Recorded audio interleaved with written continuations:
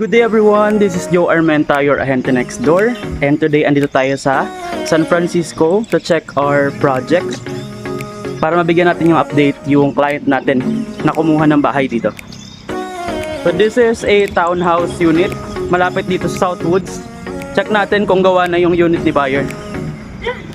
Oh my god, ganda! Yan, so after around 2 years, malapit na halos matapos lahat.